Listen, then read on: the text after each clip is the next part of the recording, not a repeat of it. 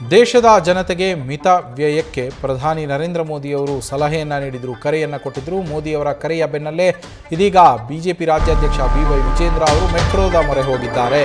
ತಮ್ಮ ಕಾರನ್ನು ಬಿಟ್ಟು ಮೆಟ್ರೋದಲ್ಲಿ ಪ್ರಯಾಣಿಸಿದ್ದಾರೆ. ಯಾಕೆಂದರೆ ಪ್ರಧಾನಮಂತ್ರಿ ನರೇಂದ್ರ ಮೋದಿಯವರು ಪೆಟ್ರೋಲ್ ಡೀಸೆಲ್ ಮಿತ ಬಳಕೆ ಮಾಡಿ ಅಂತೇಳಿ ಕರೆಯನ್ನು ಕೊಟ್ಟಿದ್ದರು. ಅದಾದಮೇಲೆ ಕೇಂದ್ರ ಸರ್ಕಾರ ಅದರ ರೇಟನ್ನು ಕೂಡ ಈಗ ಹೆಚ್ಚಳ ಮಾಡಿರುವಂಥದ್ದು. ₹3.21 ಪೆಟ್ರೋಲ್ಗೆ, ₹3.11 ಡೀಸೆಲ್ಗೆ ಹೆಚ್ಚಳ ಆಗಿದೆ. ಇದರ ಬೆನ್ನಲ್ಲೇ ಪ್ರಧಾನಿ ಮೋದಿಯವರು ಕರೆ ಕೊಟ್ಟ ಬೆನ್ನಲ್ಲೇ BY ವಿಜೇಂದ್ರ ಅವರು ಮೆಟ್ರೋದಲ್ಲಿ ಪ್ರಯಾಣ ಮಾಡಿದ್ದಾರೆ, ತಮ್ಮ ಕಾರನ್ನು ಬಿಟ್ಟು. ದೃಶ್ಯಗಳನ್ನು ಕೂಡ ಗಮನಿಸ್ತಾ ಇದ್ದೀರಾ. ಅವರು ಮೆಜೆಸ್ಟಿಕ್ ಮೆಟ್ರೋ ನಿಲ್ದಾಣದಲ್ಲಿ ಇರುವಂತಹ ದೃಶ್ಯಗಳನ್ನು ಮೆಟ್ರೋದಲ್ಲಿ ಪ್ರಯಾಣಿಸಿರುವಂಥದ್ದು. ಇವತ್ತು BY ವಿಜೇಂದ್ರ ಅವರು ಕುಂಬಳಗೋಡ್ನಲ್ಲಿ ಒಂದು BJPಯಿಂದ ಪ್ರಶಿಕ್ಷಣ ವರ್ಗದ ಮೀಟಿಂಗನ್ನು ಆಯೋಜನೆ ಮಾಡಲಾಗಿತ್ತು. ಈ ಮೀಟಿಂಗ್ನಲ್ಲಿ ಅಂದರೆ ಈ ಸಭೆಯಲ್ಲಿ ಭಾಗಿಯಾಗೋದಕ್ಕೋಸ್ಕರ BJP ರಾಜ್ಯಾಧ್ಯಕ್ಷ BY ವಿಜೇಂದ್ರ ಅವರು ತೆರಳ್ತಾ ಇದ್ದರು. ಈ ಸಂದರ್ಭದಲ್ಲಿ ಅವರು ತಮ್ಮ ಕಾರನ್ನು ಬಿಟ್ಟು ಮೆಜೆಸ್ಟಿಕ್ ಮೆಟ್ರೋ ನಿಲ್ದಾಣದಿಂದ ಮೆಟ್ರೋನಲ್ಲಿ ಪ್ರಯಾಣಿಸಿದ್ದಾರೆ. ವಿಜೇಂದ್ರ ಅವರು ಕುಂಬಳಗೋಡಿಗೆ ಮೆಜೆಸ್ಟಿಕ್ ನಿಲ್ದಾಣದಿಂದ ಚಲ್ಲಘಟ್ಟದವರೆಗೂ ಕೂಡ ಅವರು ಮೆಟ್ರೋದಲ್ಲಿ ಪ್ರಯಾಣವನ್ನು ಮಾಡಿರುವಂಥದ್ದು.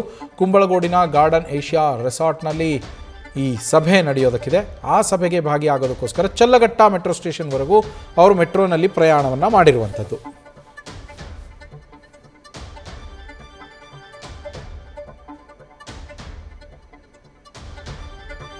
ಮೊನ್ನೆಯಷ್ಟೇ ಪ್ರಧಾನಮಂತ್ರಿ ನರೇಂದ್ರ ಮೋದಿಯವರು ದೇಶದ ಜನತೆಗೆ ಕರೆಯನ್ನು ಕೊಟ್ಟಿದ್ದರು. ನಾವು ಪೆಟ್ರೋಲ್ ಹಾಗೆ ಡೀಸೆಲ್ ಸೇರಿದಂತೆ ನಮ್ಮ ಇಂಧನ ಶಕ್ತಿ ಏನಿದೆ ಅದನ್ನು ಹೆಚ್ಚಿನ ದಿನಗಳಿಗೆ ಉಳಿಸಿಕೊಳ್ಳೋದಕ್ಕೋಸ್ಕರ ಈಗ ಯುದ್ಧದ ಪರಿಸ್ಥಿತಿ ಇರುವ ಕಾರಣ ಮಿತ ಬಳಕೆ ಮಾಡೋದು, ಮಿತ ವ್ಯಯವನ್ನು ಮಾಡೋದು ಒಳ್ಳೆಯದು ಅಂತ ಹೇಳಿ ಒಂದು ಕರೆಯನ್ನು ಕೊಡ್ತಾರೆ ಪ್ರಧಾನಮಂತ್ರಿ ನರೇಂದ್ರ ಮೋದಿಯವರು.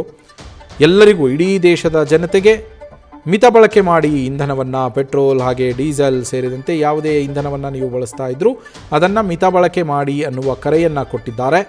ಈ ಹಿನ್ನೆಲೆಯಲ್ಲಿ BJP ರಾಜ್ಯಾಧ್ಯಕ್ಷ BY ವಿಜೇಂದ್ರ ಅವರು ಇವತ್ತು ಮೆಟ್ರೋದಲ್ಲಿ ಪ್ರಯಾಣವನ್ನು ಮಾಡಿರುವಂಥದ್ದು.